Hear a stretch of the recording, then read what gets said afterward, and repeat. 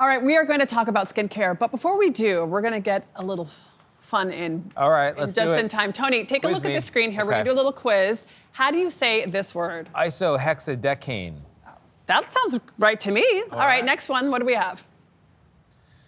Trithocaperzilla Lane, yeah, maybe. That's not that. I think so. Okay, so those are not words from the script's spelling bee. They are actual ingredients in products that you use on your skin. Dr. Rachel Nazarian, a board-certified dermatologist, will give us a crash course on what on earth these ingredients do, what they mean, and how to pronounce them. She's here now. Dr. Nazarian, thank you so much. How did you do? You passed. All right. This is a pass-fail class, so don't worry. So what are the 4 ingredients you say we should all be using on our skin? So there's 4 ingredients that I consider to be somewhat essentials, and you can find them at the drugstore. The first is hyaluronic acid. We sometimes call that HA. HA is a natural sugar found in our skin. It pulls in moisture, it helps with hydration. You'll find it in all kinds of products, gels, creams, lotions. The second is vitamin C. Really, any antioxidant is good, but vitamin C is this powerhouse antioxidant you can find on drugstores very easily. And it's great at help shielding from environmental damage and evening skin tone and pigmentation. The third one is retinol or retinoids. You might have heard of that. It comes from vitamin A. It is great at stimulating collagen and good for anti-aging. And then the fourth, we all know and love, that's our sunscreen. Now, I want everyone to be on a minimum SPF 30 or higher broad spectrum sunscreen. And the important thing to remember here is there's 2 different classes of sunscreen. One are the mineral or physicals. They usually start with words like zinc or titanium. And then the second one is your chemical class of sunscreens. They have a little bit more of the chemical sounding words, you know, avobenzone, oxybenzone. Both classes are great and both classes are safe. Can you dispel something for me? Because I hear this from my people. I'm black, I don't need sunscreen. I'm fine, I'm friends with the sun. We need sunscreen, correct? We need sunscreen. Anybody can develop skin cancer. It's true.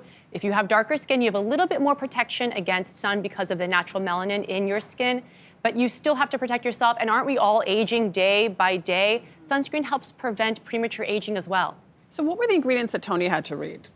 Oh, listen, so number one, I want to tell you, don't be scared by these chemical sounding names. Yeah. You know, sometimes they may sort of intimidate people at the drugstore, but things that are natural, I know everyone's now looking for natural ingredients. Natural isn't always good for you. I tell my patients all the time, remember, poison ivy is natural, arsenic is natural. Some of these chemical sounding names are just safe ingredients that help strengthen your skin. So you named 4 essentials. It sounds like they come in 4 different products. Maybe you can get it narrowed down to 2. It's gonna be pricey if you go with a big brand name. Are there ways to find a bargain here? When can you go for the cheaper option and when do you need to actually pay up for the good stuff? The good news here is actually these 4 product types and ingredients are very affordable and modestly priced. When I say look for big names, we really aren't looking for the expensive brands. What I really mean is something that is just a reputable brand. Okay. These brands that follow the science and listen to dermatologists, brands that I know you've all heard of, Cetaphil, Gold Bond, Neutrogena, Aveeno, Proactive.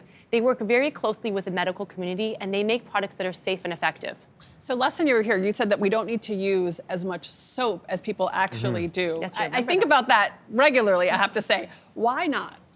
Why not so much soap? Yeah. Well, soap actually, the job is just to gently cleanse skin. What you're not trying to do is aggressively strip the natural oils from the skin barrier. Once you do that, you actually make your skin more vulnerable to irritation and inflammation. So all the other products that you use after you clean become more irritating when you strip that barrier. Go for a gentle, non-foaming, unscented cleanser. Your skin will be happier, it'll be stronger, and it'll tolerate the rest of the regimen better. And you're talking full body too? I'm talking full body. The exception though, Adriana, is that some areas are sort of housing bacteria. They're the bacteria centers, like your armpits and your groin. Those areas I am okay with people using the soap directly on. Can I just say, people have all kinds of like warm water, cold water, medium water, washing their face ideas. What kind of water should you be using? What temperature? Lukewarm. Lukewarm. Lukewarm is best. You don't need so cold, and certainly hot is not good for your skin. It strips more, and it can actually break blood vessels the more you flush being around hot water. But Listen, I get that everyone gets stressed. We love our showers. We relax in the shower these days. If you're having a bad day, you can keep it a little warmer or hotter, but make that the exception, not the daily No, rule. doctor. Hold on, I hold love on. a hot shower. Hold on. If you put, Yeah, put all ice- women do. Hold on. I remember when I took a shower with my wife for the first time, I thought I was burning. I do. I like burn my husband hard. We're talking about showers with wives now? All right. Well, I'm just saying. I keep it know, real. it's a lot of fun. That sounds great. I've been saying that for a long time. Dr. Rachel Nazarian, thank you very much. I appreciate it.